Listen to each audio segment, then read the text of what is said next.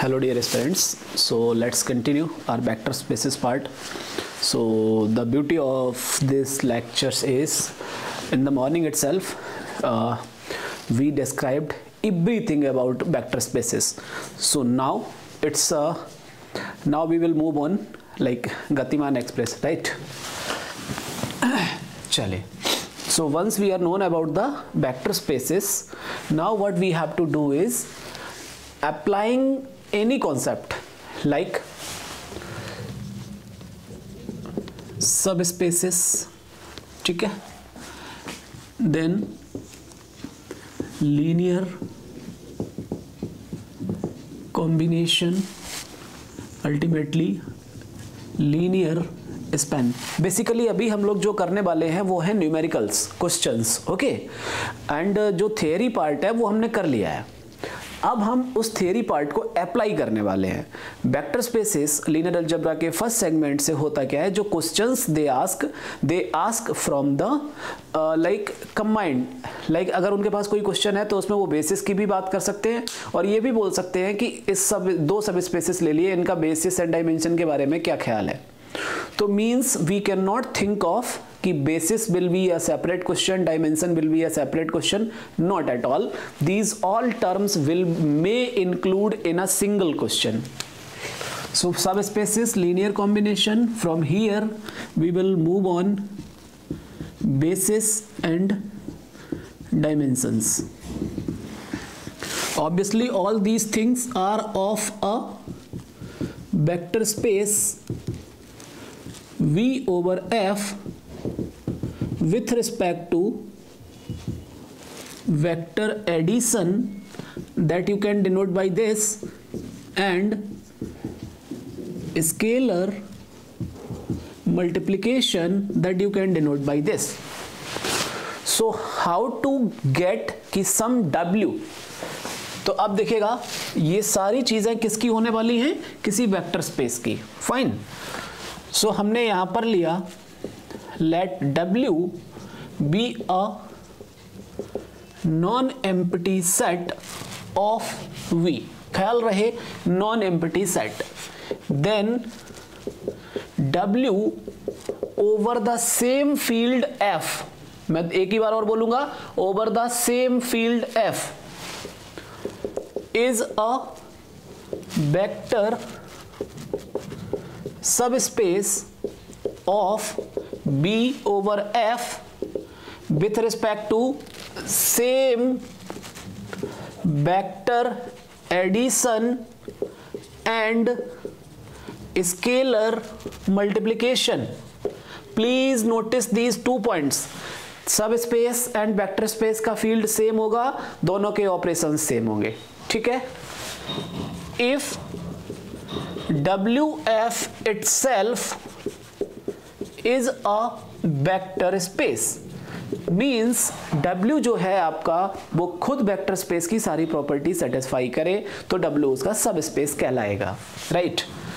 So itself is a vector space. So if you want to check कि W is a subspace of V, F is silent here, F is silent here, तो you have दो रास्ते, 2 ways. First way is prove W over F itself satisfies all properties of C. आज हमें जो questions करने हैं, persons who are interested in the questions only, तो अभी मुझे 15 मिनट लगेगा इसका थियरी समझाने में. उसके बाद वो क्वेश्चंस, अगर किसी का 15 मिनट जा रहा होगा तो वो क्वेश्चंस वाले सेगमेंट में आ जाना 15 मिनट बाद, वहां तुम आराम से सो जाना आके. ठीक है, क्योंकि इसके बिना तुम्हें क्वेश्चन समझ में नहीं आएंगे. Proof that WF is satisfy all properties of vector space. So this is the way 1 dear, right? Sorry. Way 2 is necessary and sufficient condition. What बच्चे? Necessary and sufficient condition for WF to be a vector subspace of VF. What it says, this condition, basically when we will do questions, we use this condition only. Okay. So WF is a subspace of some, तो हमें क्या करना होगा, इसको condition को लिखिए और याद रखेंगे इसको. Let W be a non-empty subset. Okay. Then WF is a subspace of V over F if and only if for arbitrary, you can say for all U belongs to W, या W1 belongs to capital W, comma W2 belongs to capital W, comma alpha belongs to field, implies alpha W1 plus W2 again in W. So अगर मुझे W, if I want to check W is a vector subspace of V over F or not, then we need to show by taking some arbitrary element of W, showing that for any alpha belongs to F, alpha W1 plus W2 is again in W. So persons who are interested in the theory, for them I will make a separate lecture. Today only we want to focus on questions. Okay. यहाँ पर इसका मैं आपको एक example दिखा दूं. अगर यहाँ पर देखिएगा इसका एग्जाम्पल, लेट से let V equals to R3. Okay, और जो मेरा फील्ड है वो मैंने R ले लिया. सो R3 is what, vector spaces में आपको पढ़ा चुका हूं, नहीं पढ़ा है तो सुबह वाले लेक्चर में चले जाइए, वहां पढ़ाया था मैंने. ठीक है. A B C belongs to R. Let's say W equals to, मैंने लिया एक ऐसा सबसेट लिया A B C which satisfy A plus B equals to 0 and B plus C equals to 0. A, B, C all belongs to R. Right? Let's say मैं इसको W1 बोल देता हूँ.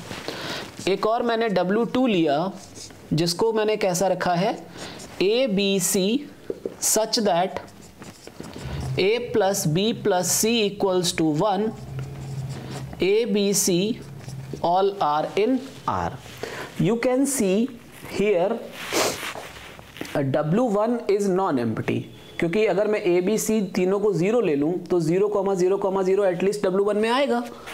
यहाँ पे अगर मैं W2 को देखूं तो यहाँ पर मैं A की जगह 1 ले लूं, B की जगह -1 ले लूं, C की जगह 1 ले लूं, तो इसमें एक एटलीस्ट तो एलिमेंट आएगा. तो W1 and W2 both are non empty. Right. तो अभी अपने को क्या करना है, ये चेक करना है कि which of these following two are subspaces of this vector space V. Right. So how we will check, एक तो हम इनको पूरे को वेक्टर स्पेस की सारी प्रॉपर्टी सेटिस्फाई करें, वो तरीका अपने को फॉलो नहीं करना है. अपने को क्या करना है, ये वाला नेसेसरी एंड सफिशिएंट कंडीशंस. तो इसमें क्या होता है, सबसे पहला काम, अगर मैं W1 को चेक करूं लेट्स से, तो हमें क्या करना है, सबसे पहला काम स्टेप 1. ठीक है. Step 1, W1 is non empty. अपने आप से क्वेश्चन पूछिए कि W1 नॉन एम्प्टी है क्या, क्योंकि अगर नॉन एम्प्टी नहीं होगा तो ये थ्योरम एप्लीकेबल नहीं होगा, उसके स्पेस की बात नहीं उठेगी. ठीक है. तो आप देखिए, सिंस A B C अगर मैं तीनों 0 ले लूं तो ये दोनों कंडीशन को सेटिस्फाई करेगा या नहीं करेगा. तो हम बोल सकते हैं 0,0 बिलोंग्स टू W1, इसलिए yes W1 is non empty, क्योंकि उसके अंदर एटलीस्ट एक एलिमेंट तो आ रहा है 0,0,0. नाउ इफ आई टेक, अब इस सिस्टम के अंदर देखिए, लेट U इक्वल्स, इसमें भी मैं दो तरीके अभी आपको बताऊंगा, एक सॉल्यूशन स्पेस वाला और एक जनरल. दोनों आपके काम के रहेंगे क्योंकि इस बेस पर आपको क्वेश्चंस फेस करने होते हैं. ठीक है.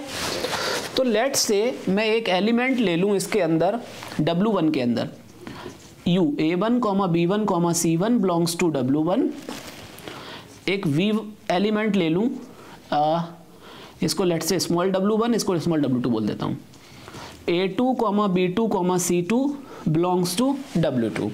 मेरे बच्चे अगर ये एलिमेंट कैपिटल W1 के अंदर है तो W1 की पहचान को कैरी करेगा। पिछले पूरे लेक्चर से मैं बार बार बोल रहा हूं, whenever you have set, identification of set matters. तो यहां से अपने को क्या मिल जाएगा, A1 plus B1 equals to 0 होना चाहिए और B1 plus C1 equals to 0 होना चाहिए because of this thing, right.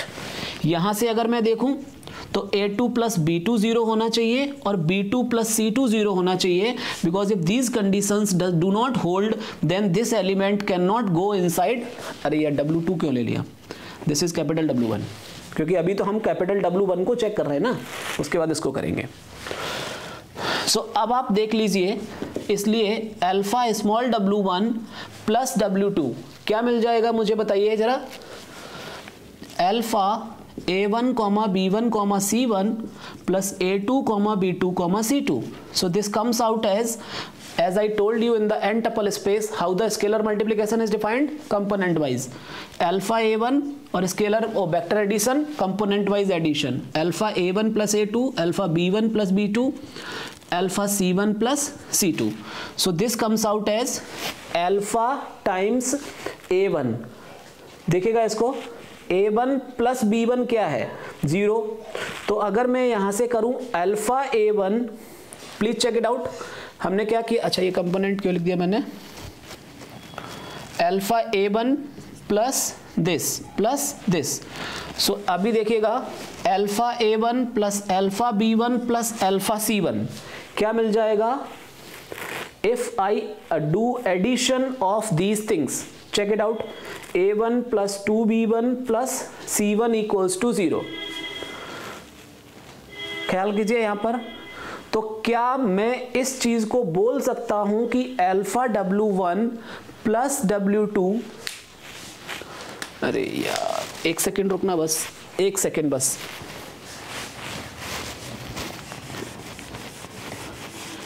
क्योंकि मैंने इसको एडिशन में लिख दिया, मुझे चाहिए कंपोनेंट। अल्फा W1 क्या ले रखा है हमने, A1, B1, C1, right, plus W2 क्या ले रखा है, A2, B2, C2। So by the component wise addition and scalar multiplication alpha A1 plus A2, यहां से अल्फा B1 प्लस B2, यहां से अल्फा C1 प्लस C2। अब ये कंपोनेंट W में है, दिस इज अवर क्वेश्चन, यही तो क्वेश्चन है अपना। ये कंपोनेंट W में कब जाएगा, if these 3 entries satisfies these properties.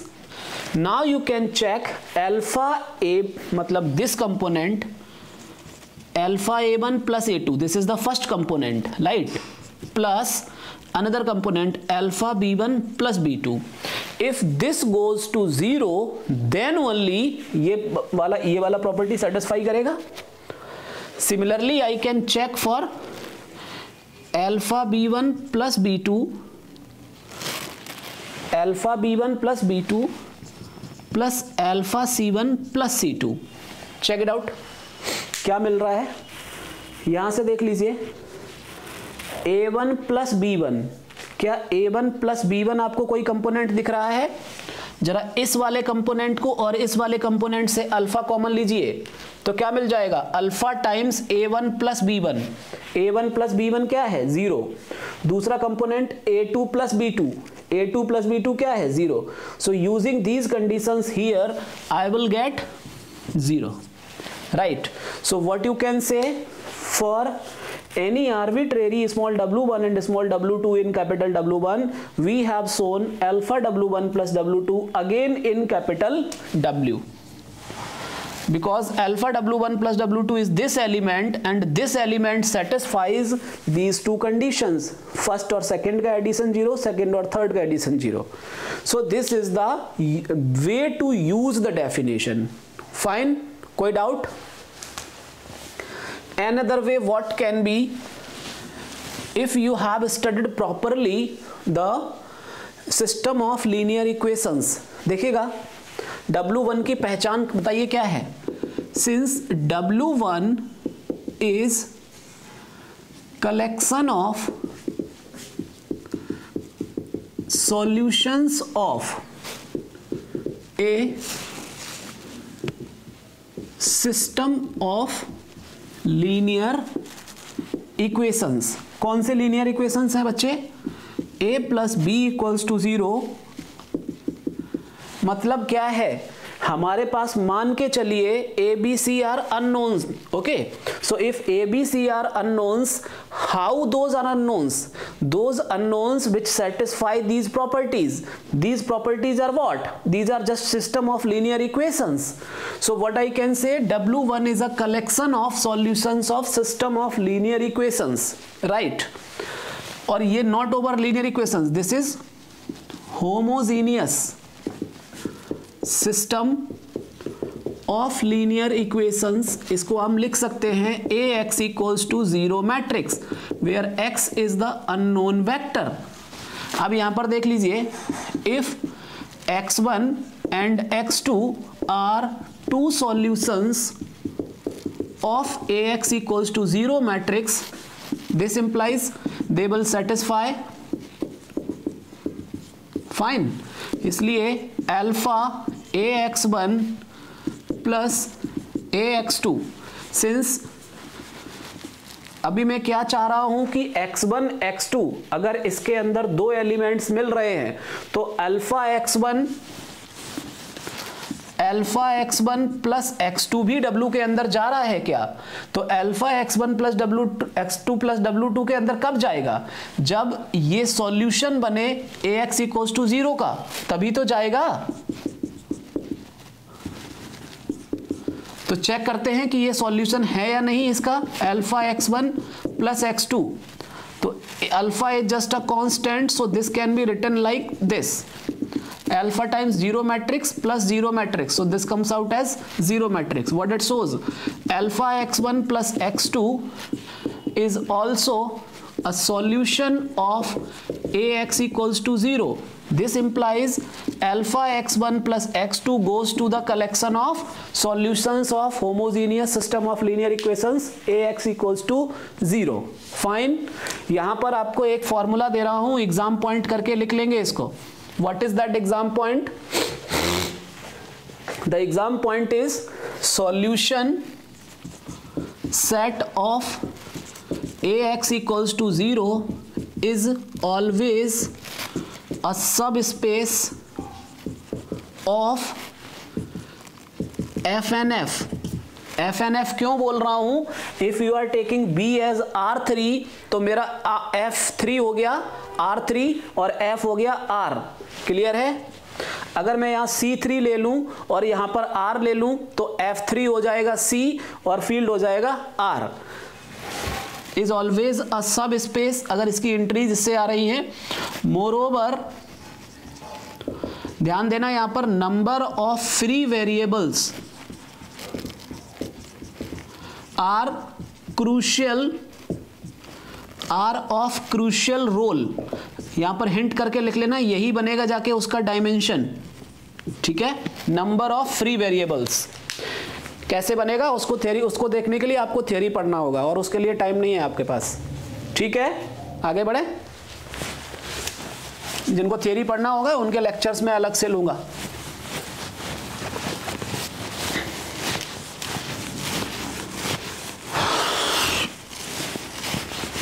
आज केवल क्वेश्चंस डिस्कस होंगे। तो सब स्पेस कैसे चेक करना है मैंने आपको बोल दिया। सॉल्यूशन स्पेस याद रखना। सॉल्यूशन स्पेस का मतलब क्या होता है?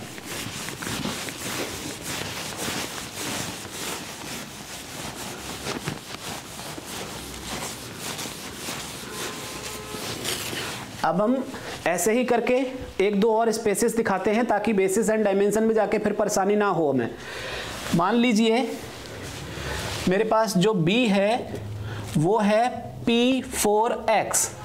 लेक्चर 1 में सुबह सुबह आज मैंने बताया था collection of all polynomials up to degree 4। Let's say W is collection of all those elements of P4X such that जिनके लिए g ऑफ 0 इक्वल्स टू 0 मिल रहा है, ठीक है। तो वो gx मतलब w इज द क्या बोलेंगे, जो लोग सिंसियर हैं पढ़ने के लिए उनके लिए बोल रहा हूं कि this w is nothing but collection of all those polynomials up to degree 4 which satisfy this condition. So w is collection of all those polynomials which satisfy the condition. This means those are giving 0 at the point x equals to 0. So अभी मुझे check करना है कि whether w is a subspace of P4x. एक line में बोलूंगा, सुन लीजिए। Here we are considering कि लेट से मेरा फील्ड है R। अब वो कॉम्प्लेक्स हो सकता है, वो रेशनल हो सकता है, फील्ड कुछ भी हो सकता है। तो इस केस में अगर हम देखेंगे तो W is a subspace of P4x और नॉट। तो सबसे पहला स्टेप बन क्या होता है हमारे लिए कि W इज नॉन एम्प्टी। ये चेक करना होगा अपने को। ये चेक नहीं करेंगे तो आप फिर कोविड वाले बैच के स्टूडेंट हैं, आपको कुछ कॉन्सेप्चुअल से मतलब नहीं है। क्योंकि ध्यान रहे थ्योरम प्रूफ नहीं किया है मैंने अभी, उसको मैं करूंगा कॉन्सेप्ट वाले क्लास में, ठीक है। तो जिनको कॉन्सेप्ट समझना है वो कॉन्सेप्ट वाला क्लास करेंगे। W is non empty. Non empty कब होगा, जिसके अंदर कोई ना कोई एटलीस्ट एक एलिमेंट दिखा दिया जाए। सिंस जीरो पॉलिनोमियल, तो zero polynomial is denoted by this, you can also write this. So this is nothing but 0 plus 0 into x plus 0 into x square plus 0 into x cube plus 0 into x 4, क्योंकि P4x collection of all polynomials up to degree 4 लेगा। Since zero polynomial at x equals to 0 क्या दे देगा, 0 ही तो देगा। This implies this zero polynomial belongs to w, इसलिए yes, right.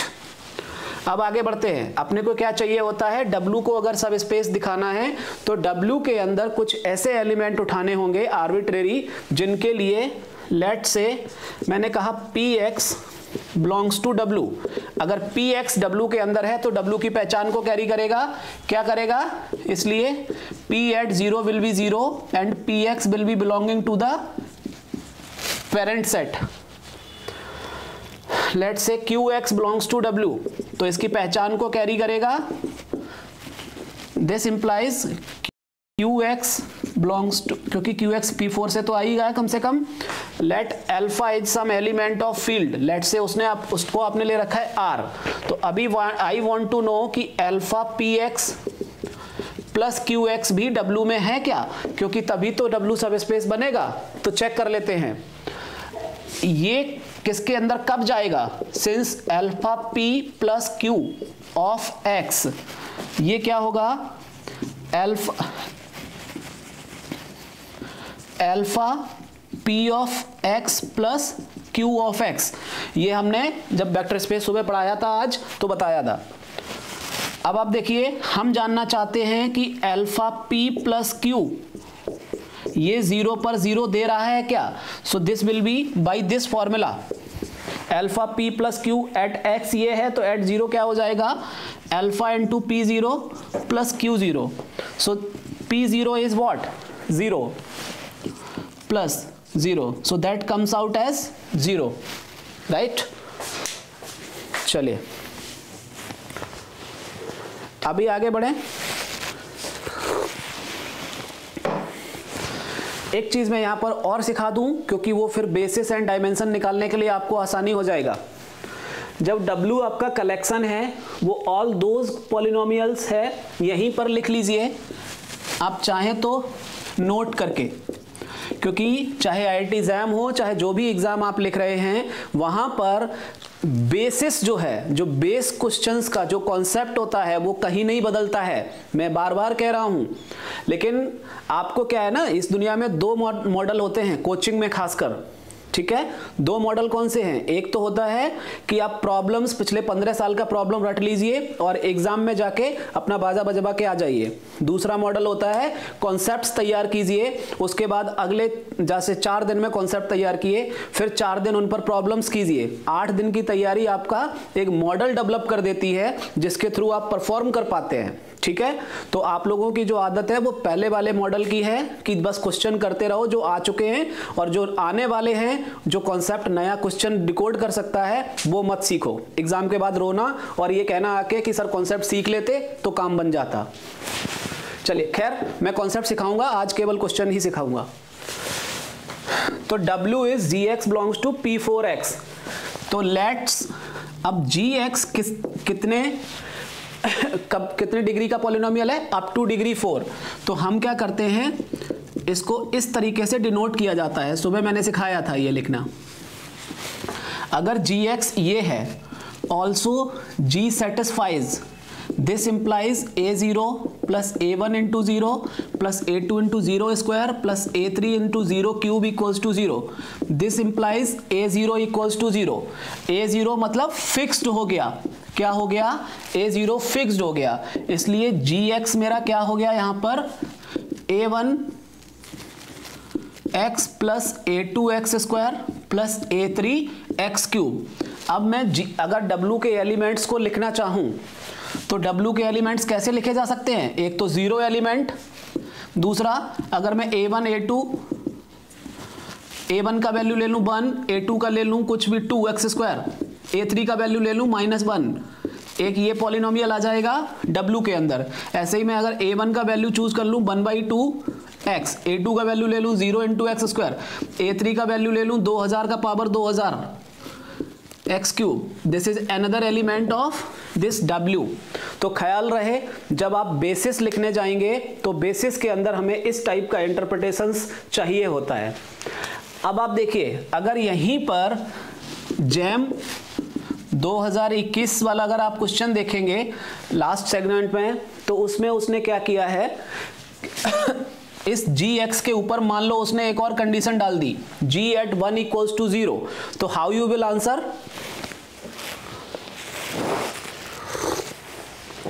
How you will answer? Tell me. हम यहां से लेकर चलेंगे, ठीक है, लेट यही चीज, अब उसने कंडीशन क्या डाल दिया, ये वाला भी, तो अपने पास क्या मिल जाएगा? पहली कंडीशन से a0 0, g at 1 लिखेंगे तो a1 plus a2 plus a3 equals to 0। This is nothing but system of linear equations, means ax equals to 0 again. इसका जो सॉल्यूशन सेट होगा वो सिस्टम ऑफ लीनियर इक्वेशंस का सॉल्यूशन स्पेस कहलाएगा। Fine. तो again अब इसके अंदर अगर मुझे डायमेंशन चाहिए होगा तो इसके इस सिस्टम के अंदर फ्री वेरिएबल्स निकाल लेंगे। फ्री वेरिएबल्स मैंने क्या बताया था? n minus r in the homogeneous system, lecture 1 पहला, सिस्टम ऑफ लीनियर इक्वेशंस, आज ही सुबह लिया था। ठीक है, तो मेरी इस बात को याद रखेंगे जब भी P4x डील कर रहे होंगे।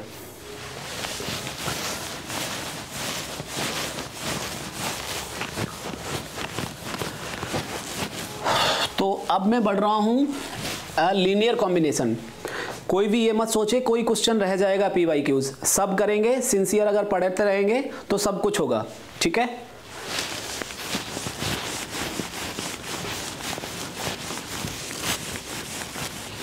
अब मैं जैसे मैंने यहाँ पर सॉल्यूशन स्पेस उठा लिया है, मैंने n टपल स्पेस उठा लिया, पॉलिनोमियल स्पेस उठा लिया। अब मैं जब लीनियर कॉम्बिनेशन पढ़ाऊंगा, अभी मैं पढ़ा रहा हूँ, उसका क्वेश्चन उठाऊंगा मैट्रिक्स वाले से। ठीक है, ऐसे ही एक फंक्शन स्पेस से उठा लूंगा। तो जितने वेक्टर स्पेसेस हैं सबके सबका डिकोड यहाँ पर हो जाएगा कोई ना कोई क्वेश्चन उठा के।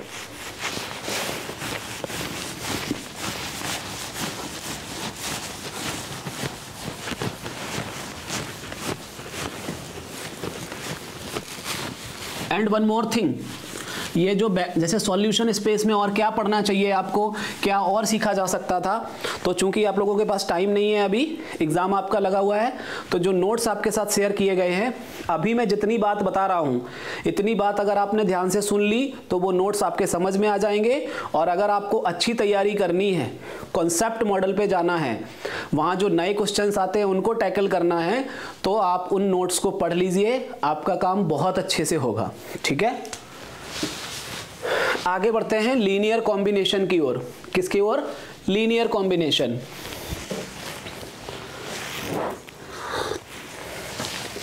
अगेन जब आप लीनियर कॉम्बिनेशन की बात करते हैं तो सबसे पहला आपके पास कोई वेक्टर स्पेस होना चाहिए। ठीक है, बिना उसके लीनियर कॉम्बिनेशन की बात नहीं होगी। Let VF is a vector space. तो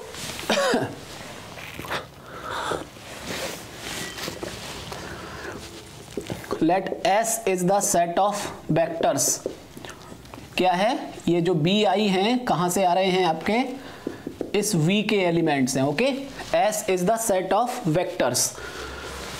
तो कोई भी element V is said to be linear combination of vectors of S। ध्यान से सुनिए इस चीज को।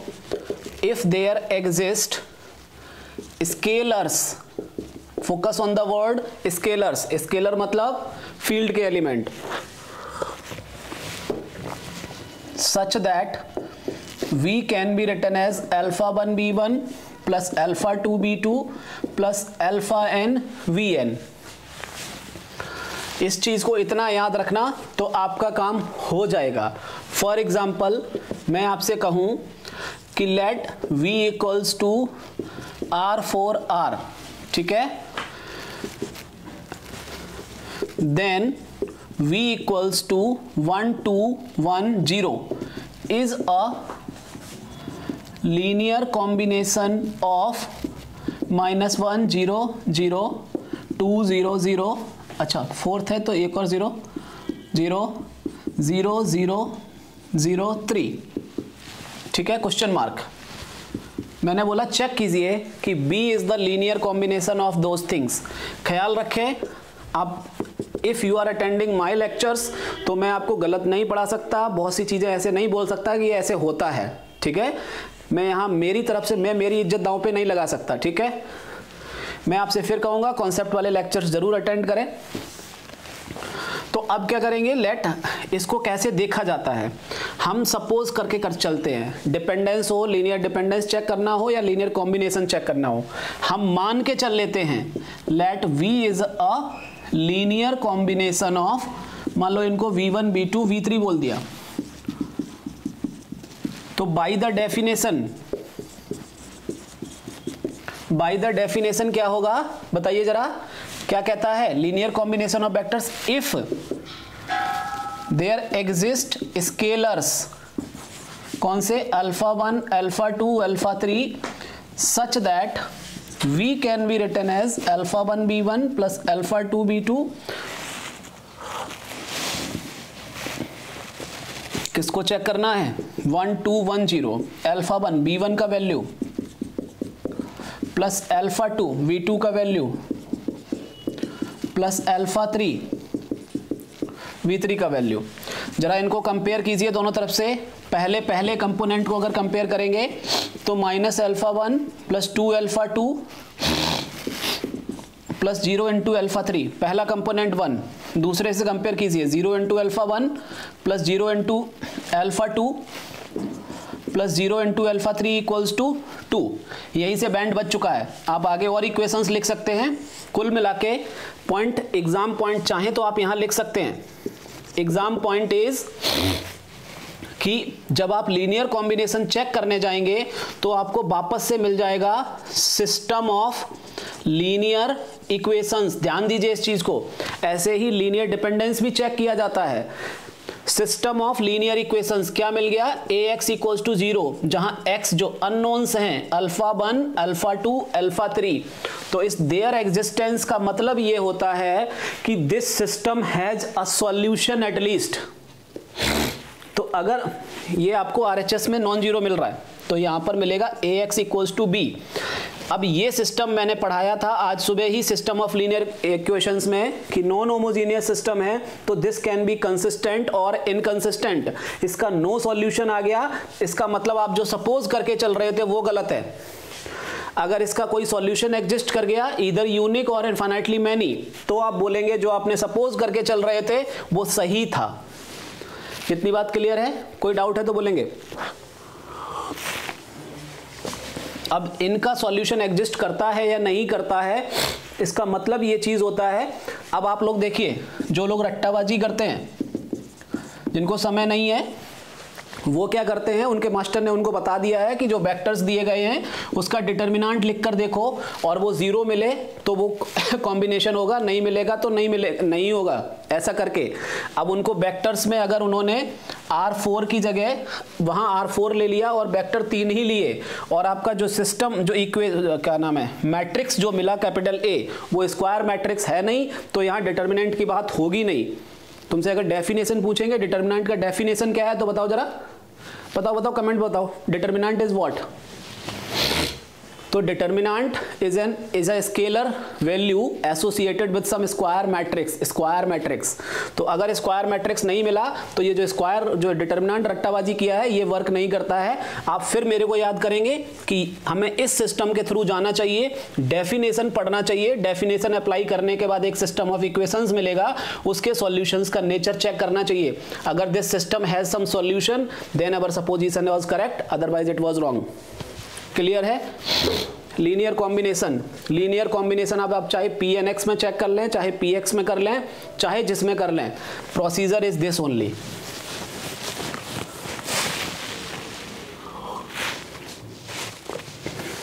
इसके बाद हेडिंग डालेंगे लीनियर स्पैन। मैं मैट्रिक्स स्पेस का एक एग्जांपल यहां पर उठाऊंगा अभी।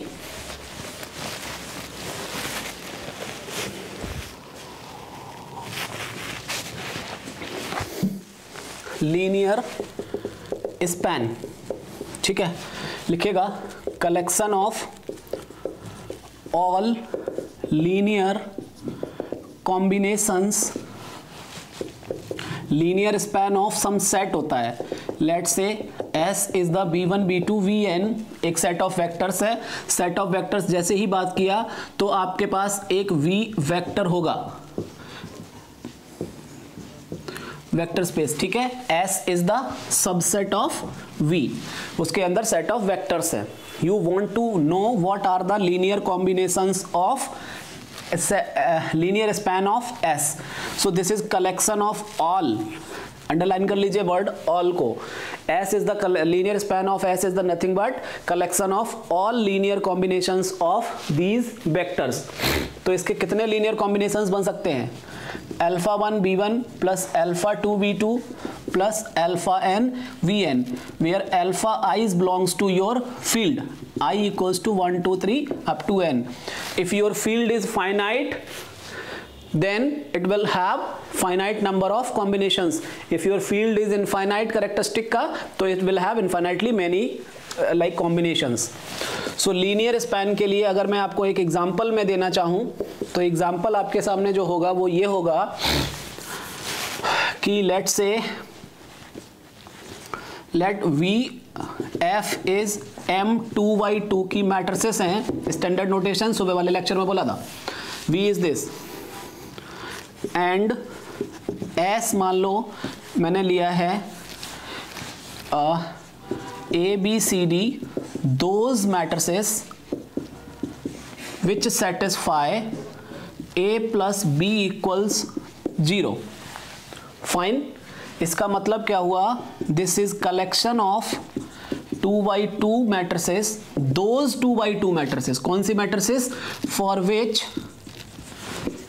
Entries satisfy these conditions.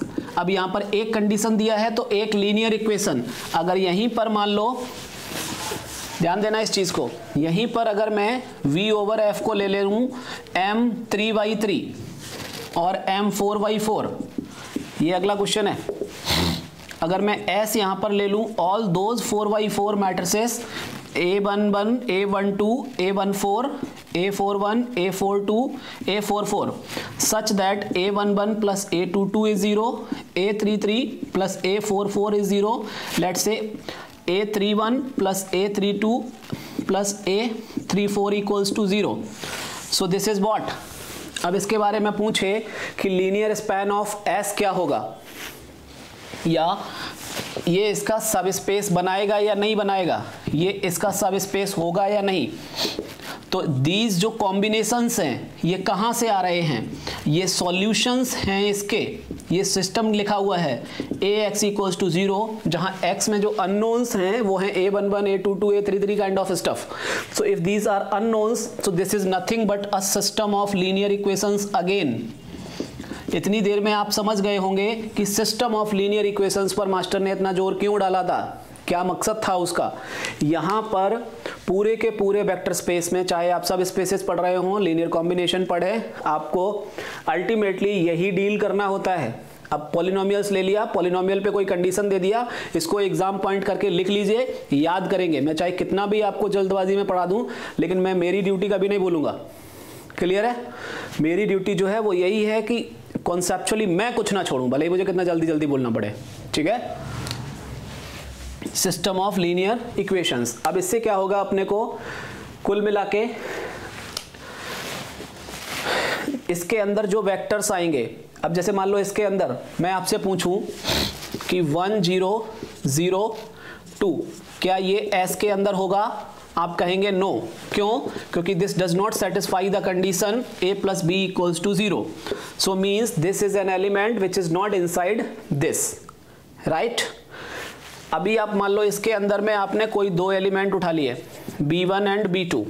You want to know what are the possible linear combinations of all these. So you can take alpha 1, alpha 2 from the reals. So alpha 1 is the real, 2 by 2 का ये matrix, A B C D E F G H. This will be beta times. ठीक है? तो alpha A, alpha sorry, this is alpha 1, this is alpha 2.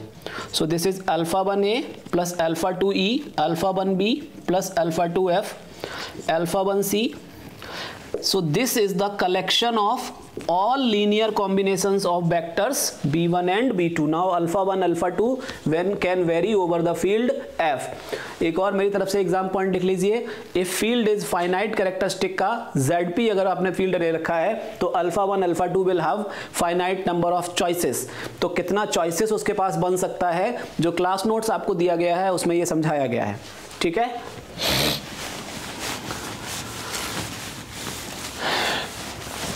इसके बाद एक मतलब topic रहेगा लीनियर डिपेंडेंस का।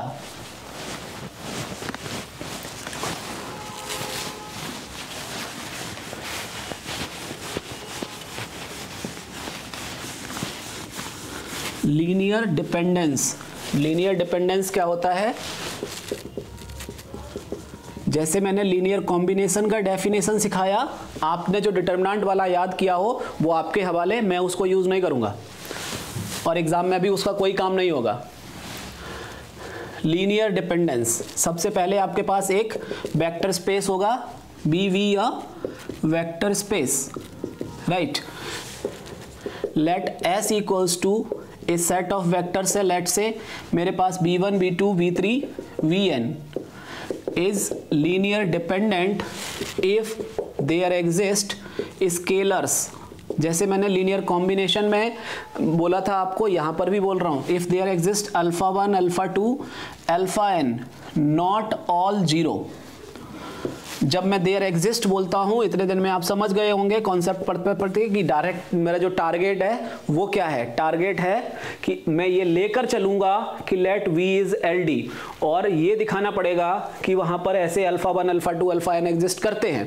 अगर नहीं किए तो मैं बोलूंगा मेरा जो सपोज मैंने किया था वो गलत है, इसका मतलब वो LD नहीं है, वो LI है। क्लियर है? Such that alpha 1 B1 plus alpha 2 B2 plus alpha n Vn equals to 0 vector, 0 vector. For example, कौन सा स्पेस अभी तक नहीं उठाया आपने? बोलो बोलो, PX उठा लीजिए फिर से, कोई दिक्कत नहीं। s is equal to 1x 2 plus x square, let से it is a subset of p2x, वो आपसे पूछना चाह रहा है, देन s इज li, ठीक है, ये आपसे जानना चाह रहा है। तो क्या होगा, हमें LI और LD चेक करने के लिए जिन्होंने डिटरमिनेंट याद किया हुआ है वो अब इसको अपने तरीके से कर ले, मैं मेरे तरीके से करता हूँ। मेरा काम केवल कॉन्सेप्ट समझना होता है, उसके बाद दुनिया जहाँ का आप कोई प्रॉब्लम ले आइए मैं उसको टैकल कर सकता हूँ। और मेरा मॉडल यही है, पहले कॉन्सेप्ट डेवलप करो, फिर जो प्रॉब्लम आए उसको टैकल करो। तो मैंने क्या किया, मेरा तरीका क्या है, मैं डेफिनेशन से जाता हूँ। किससे? डेफिनेशन से। So let S is LD, हम मान के चलते हैं लेट S इज LD, इसलिए देयर एग्जिस्ट स्केलर्स। S के पास कितने वेक्टर्स हैं, v1 v2 v3, तो मान लो α1 α2 α3 not all 0 such that α1 b1 plus α2 b2 plus α3 b3 equals to 0, α1 b1 α1 into 1 α2 into x plus α3 into 2 plus x square goes to 0। अब comparing coefficient of x का power 0 that is 1, x का power 1, x का power 2 in LHS and RHS। So constant term is 0, α1 here, यहाँ पर α3 that goes to 0, this is 0 vector means 0 into 1 plus 0 into x plus 0 into x square. जो लोग conceptually समझते हैं वो इसका मतलब समझ रहे होंगे, जिनको रटना होगा वो डार्क और स्मॉल से उन्हें कोई फर्क नहीं पड़ेगा, ठीक है, ये वेक्टर है। सो α1 प्लस 2 α3 इक्वल्स टू 0, यहाँ से अब x का कॉफिशिएंट α2, यहाँ x का कोई कॉफिशिएंट है नहीं, so it goes to 0, α3 x square का coefficient α3 is 0, α1 is 0, this implies α1 α2 और α3 को चेक किया तो इसलिए α1 भी 0 मिल गया। तो कुल मिला के वो क्या मिल गया मेरे लिए, ये है एक सिस्टम, वो है होमोजीनियस सिस्टम ऑफ, क्या है, homogeneous system of linear equations, जहां अननोन वेक्टर हैं α1 α2 α3, कितने भी वेक्टर्स रहें, कितना भी कुछ भी रहे, मेरे को जब मैं डेफिनेशन लगाऊंगा एक सिस्टम ऑफ लीनियर इक्वेशंस मिलेगा। अगर मैं LI और LD चेक करता हूं तो RHS में 0 लेकर चलता हूं, और जब मैं लीनियर कॉम्बिनेशन चेक करता हूं तो किसी भी वेक्टर v के लिए चेक कर लेता हूं। तो उस केस में लीनियर कॉम्बिनेशन में मुझे AX equals to B system मिलेगा, और इस केस में AX इक्वल्स टू 0 सिस्टम मिलेगा। AX equals to 0 is always consistent. अगर इसका केवल 0 सॉल्यूशन मिला तो मैं बोलूंगा मेरा ये सपोजिशन गलत था, मींस S LD नहीं थे, चूंकि मुझे ये सारे 0 मिल गए तो मैं बोलूंगा we were wrong, S is not LD। तो क्या होना पड़ेगा, S इज LI। कोई दिक्कत किसी को? मैंने ये वेक्टर स्पेसेस में टाइम इसलिए दिया था, अब मैं अगर वहां टाइम नहीं देता तो यहां आपको मनरेगा मजदूरी करवाता, ठीक है। एक चीज मैं और आपको बोल दूं कि गुस्सा और वो चीज नहीं है, जैसे आप कहेंगे ये चीज मैंने प्लान की थी जब मैं 26 जनवरी को कॉन्सेप्ट्स ओवर कर देता, उसके बाद इस चीज को करता, ठीक है। लेकिन नहीं, आप लोगों को बहुत जल्दबाजी है, कुछ लोगों ने कुछ पढ़ाई किया है, कुछ ने कुछ पढ़ाई किया है, वो सब लोग चाहते हैं कि टीचर उनके हिसाब से चले, तो मैं आपके हिसाब से अब नहीं मूव कर सकता। अब मैंने जितना कुछ आपको एंटरटेन करना था मैंने प्यारे बच्चों आपको किया, अब आपको जैसे जैसे मैं यहाँ पर पढ़ा रहा हूँ आपको समझ आए तो ठीक है, नहीं तो मेरी तरफ से अब मैं क्या इससे ज़्यादा और क्या करूँ बताओ। Nothing is possible from my side, ठीक है। अगर वो वाला मॉडल आपको क्वेश्चंस वाला करना है तो आप केवल, मैं बता दिया करूंगा, इस पे इवनिंग लेक्चर्स पे क्वेश्चंस लिख दूंगा, केवल क्वेश्चंस डील कर दिया करेंगे, कल परसों में हम पूरा खत्म कर देंगे, ठीक है। आगे बढ़े, इसके बाद हमारे पास एक कॉन्सेप्ट आएगा बेसिस एंड डायमेंशंस का, ठीक है। Basis and dimensions, basis and dimensions सुनिए क्या होता है। Let V over F is a vector space, let V over F is a vector space, then a non-empty sub S is a subset। Non empty यहाँ नहीं आता है, non empty को underline मतलब क्रॉस चेक मार देना, क्योंकि जो जीरो स्पेस होता है उसका जो बेसिस होता है, ध्यान से सुन लीजिए मुक्का मारूंगा मैं अब, ठीक है। S जो है बेसिस जो है वो एम्प्टी सेट हो सकता है, सब स्पेस में एम्प्टी सेट नहीं होता है। बेसिस जो जीरो स्पेस होता है उसका बेसिस जो होता है वो एम्प्टी सेट होता है, ठीक है, चाहे तो लिख लेना। Let S is a subset of F that may be empty or non-empty. Then S is a basis. Underline कर लेना, a basis को बेसिस एक से ज्यादा हो सकती है एक वेक्टर स्पेस के पास। द बेसिस नहीं लिखा जा सकता, द का मतलब होता है यूनिक। तो S is a basis of V over F if S is linearly independent and linear span of S is V। मतलब V का कोई भी एलिमेंट में यहां से उठा लूं आर्बिट्रेरी, वो इसका लीनियर कॉम्बिनेशन हो वेक्टर्स ऑफ S का और S Li हो। अब आप देखिए ये कैसे चेक किया जाता है, मैं आपको एक बार एक स्टेप सिखाता हूं।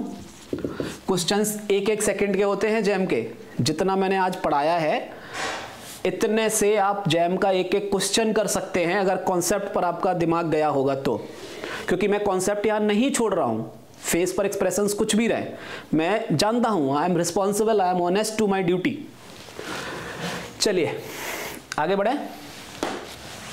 अब देखिए मुझे चेक करना है कि लेट से मैं इसी को ले लूं, मान लो ये मेरा V है और ये S है, मैं जानना चाहता हूं कि S is a basis of P2 और नॉट। तो S को Li अभी अभी दिखाया था। अब अगर मैं ये दिखा दूं कि S का लीनियर कॉम्बिनेशन मतलब P2 का कोई भी एलिमेंट उठा लूं, that is linear combination of this. तो let V equals to Gx belongs to P2x। तो Gx को मैं कैसे लिखूंगा, A0 plus A1x plus A2x square, right, is linear combination of ये वाला B1 B2 V3, V1 B2 V3। तो by the definition क्या होना चाहिए, V must be equals to alpha 1 B1 plus alpha 2 B2 plus alpha 3 V3।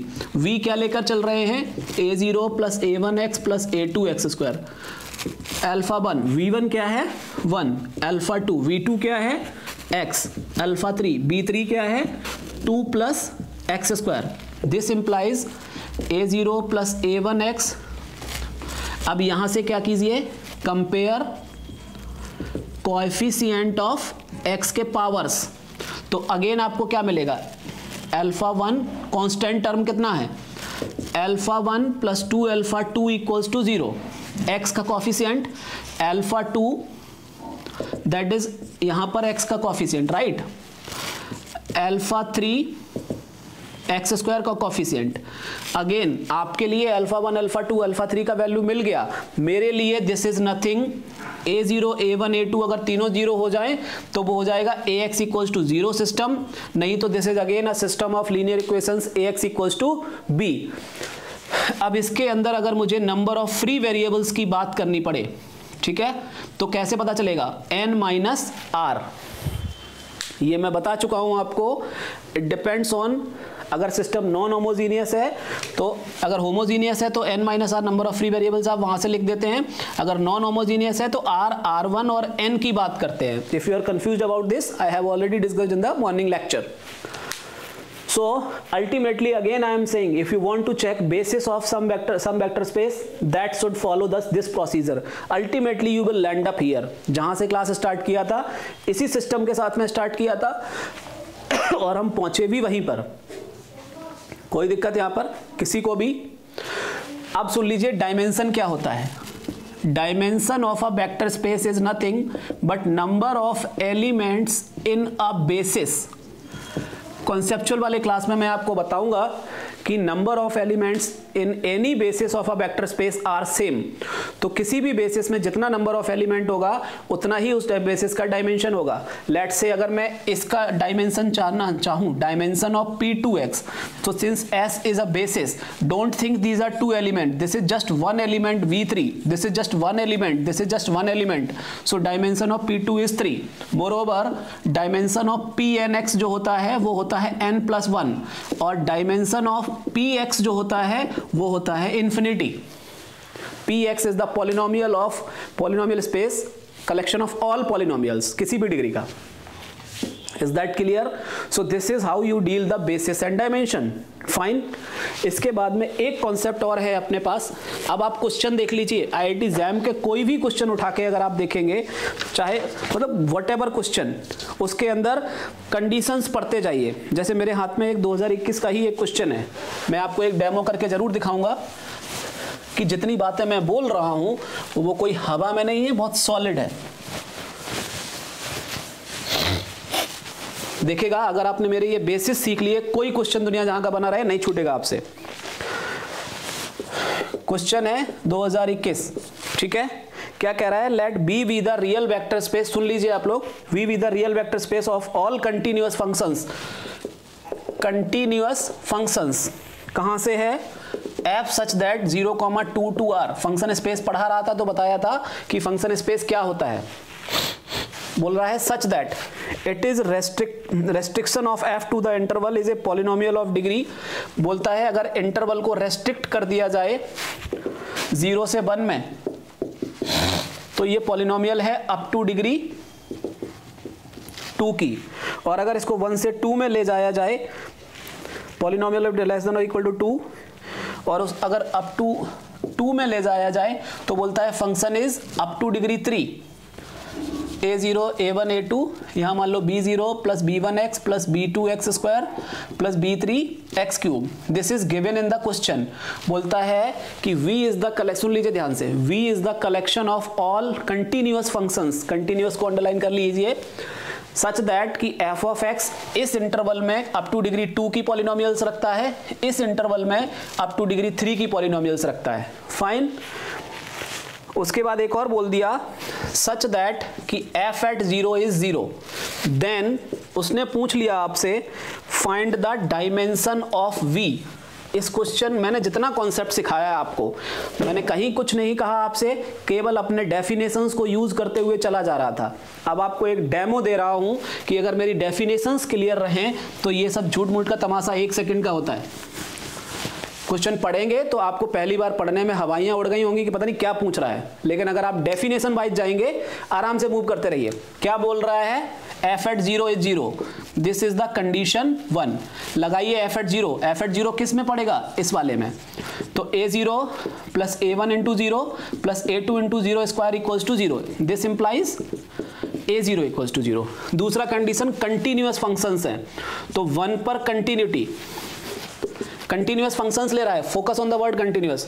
So continuity at 1, क्योंकि 1 पर break हो रहा है, इसलिए यहां पर मुझे मतलब मैं लिख सकता हूं limit x tends to 1 minus f of x equals to limit x tends to 1 plus f of x। यहां से मुझे क्या मिल जाएगा? a0 प्लस a1 h की जगह मैं 1 यहां पर मतलब 1 प्लस h लूंगा, h 0 को टेंड कराऊंगा। लिमिट का कॉन्सेप्ट, ठीक है, प्लस a2 इक्वल्स टू, इस पर जाऊंगा b0 plus b1 plus b2 plus b3। इनको मैं इधर लेकर आ जाऊं तो I will have a0 plus a1 plus a2 minus b0 minus b1 minus b2 minus b3 equals to 0। एक कंडीशन ये है, एक कंडीशन ये है। आपके लिए कंडीशंस होंगी, मेरे लिए ये सिस्टम ऑफ लीनियर इक्वेशंस है। एक सिस्टम ऑफ लीनियर इक्वेशंस जिसमें 2 इक्वेशन दे रखा है, तो नंबर ऑफ फ्री वेरिएबल्स जो होगा वही इसका डायमेंशन बन जाएगा v का। 2 रेस्ट्रिक्शंस हैं, तो इसके लिए मुझे मिल गया 2, और टोटल वेरिएबल्स कितना है? 1 2 3 4 5 6 7, तो 7 माइनस 2 5 इज द आंसर। कैसे हो गया? केवल कॉन्सेप्ट पर मूव कीजिए, मेरी बात को समझिए। यहां नहीं समझे तो सुबह वाला लेक्चर फिर देखिए कि सिस्टम ऑफ लीनियर इक्वेशंस में नंबर ऑफ फ्री वेरिएबल्स कैसे देखे जाते हैं। क्लियर है? सो this is model for you. एक लास्ट कॉन्सेप्ट और है वेक्टर स्पेसिस में। सुबह जब मैं मिलूंगा तो मैं लीनियर ट्रांसफॉर्मेशन स्टार्ट करूंगा, ठीक है, उसके कॉन्सेप्ट समझाऊंगा और फिर उसके क्वेश्चंस करूंगा। शाम को इसी तरीके से हम क्वेश्चंस कर देंगे, ठीक है। फास्ट रिवीजन, आपको फास्ट चाहिए तो फास्ट कर देंगे। मैंने तो वैसे प्लान किया था कि पहले कॉन्सेप्ट बहुत अच्छे से समझ लो, 25 की जगह 26 को क्वेश्चंस कर लेंगे, कोई इशू नहीं, लेकिन फिर भी छोड़ में कुछ भी नहीं रहा हूं। आगे बढ़ो।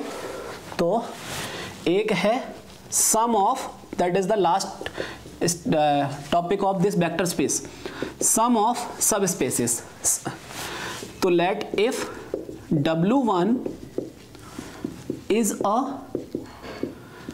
subspace of some vector space VF, let W2 is another subspace of VF, then sum of the subspace is defined like this कि a set which is the collection of all those elements which are written like this. पहला element इससे आएगा, दूसरा element इससे आएगा, ठीक है। यहाँ पर एक थ्योरम पढ़ा जाता है, यहाँ पर सब स्पेस सम ऑफ सब स्पेसेस में डायरेक्ट सम भी आता है, ठीक है, डायरेक्ट सम ऑफ सब स्पेसेस, इसको डिनोट किया जाता है इस सिंबल से। ये तब आता है व्हेन डायमेंशन, मतलब पहचान यही रहेगा, dimension of W1 intersection W2 is 0 means W1 and W2 have nothing in common. Okay, what बच्चे have nothing in common, so W1 and W2 have nothing in common, that means क्या होगा, dimension of, तो उस case में इसको direct sum बोल दिया जाएगा। एक यहाँ पर थ्योरम है जो मैं कॉन्सेप्ट वाला लेक्चर लूंगा, उसमें उस थ्योरम का प्रूफ भी करूंगा, लेकिन आप लोगों को केवल रट्टा मारना है तो इसको रट्टा लगा लीजिए। Dimension of W1 plus dimension of W2 minus dimension of W1 intersection W2। अब आप कोई भी क्वेश्चन, अपने जैम का ही क्वेश्चन उठा लीजिए, लेट्स से उसने सम ऑफ द सब स्पेसिस की कहीं पे बात की होगी, मैं वेरीफाई इसलिए कर रहा हूं कि मैं कितनी तेज पढ़ा दूं, लेकिन कॉन्सेप्ट कभी नहीं हिल सकता। Which of the following is a basis, मैं देख रहा हूं अगर आपके जैम का कोई क्वेश्चन मुझे मिले, चलिए मिल गया। क्वेश्चन है आपका, let V be the vector space of all 2x2 real matrices, मैं सिंबल्स में लिख रहा हूं, over R such that W1 जो दे रखा है that is collection of all those matrices where A C D belongs to R, इसको उसने लिखा है -A। W2 जो एलिमेंट कलेक्शन लिया है मैट्रिसेस का वो एक स्पेशल कलेक्शन है, A -A V D बोलता है यहाँ पर A B D जो है वो R में है। अब आपसे वो जानना चाहता है किसके बारे में, इफ M इज द, उसने दे रखा है क्वेश्चन में ही, dimension of W1 intersection W2, N is the dimension of W1 plus W2। Question पूछ रहा है देन M, N का जो पेयर है वो क्या हो सकता है पॉसिबल, 2, 3 ऐसे करके, 2, 4, 3, 4, 1, 3। अब आप देखिए मैंने आपको जो फॉर्मूला बताया, dimension of W1 plus dimension of W2 plus W2 is given like this. ख्याल रखिए यहाँ पर क्या हो रहा है, जब आपका ये टाइप का मैट्रिक्स है ACD are free to choose, जैसे ही आपने A चुना, ये वाला एंट्री अगर आपने 5 रखा, ये अपने आप मर गया, -5 होना पड़ेगा। तो इसके पास कितना फ्री एंट्रीज है, कितना फ्री चॉइसेस है, number of free choices that will equal to dimension of W1। तो dimension of W1 is 3, dimension of W2, इसके पास कितना free choice, dimension of W2 is 3। अब मैं अगर W1 इंटरसेक्शन W2 करूं, ध्यान दीजिए यही क्रूशियल स्टेप होता है जहां आप फंसेंगे। W1 का पहचान क्या है, ध्यान से सुन लीजिए इसको, W1 का पहचान क्या है, बोला C और D कुछ भी बने रहें, लेकिन ये जो एंट्री है वो इसका नेगेटिव होगा। अगर ये एंट्री A है तो इसको नेगेटिव ऑफ ये होना पड़ेगा।